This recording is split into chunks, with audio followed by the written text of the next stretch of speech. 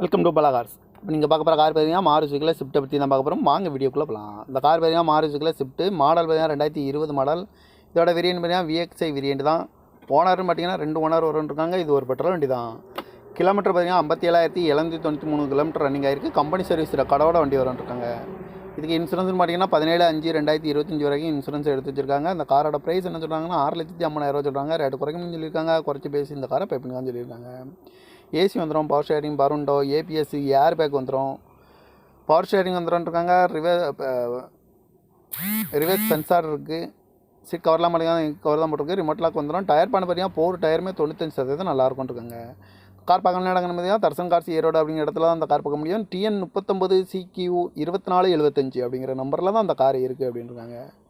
Owner 2 owner. இது ஒரு petrol வண்டி தான். அந்த காரோட ப்ரைஸ் என்ன சொல்கிறாங்கன்னா 6,50,000 சொல்கிறாங்க. ரேட்டு குறைக்கணும்னு சொல்லியிருக்காங்க. குறைச்சி பேசி இந்த காரை பைப்புங்கன்னு சொல்லியிருக்காங்க.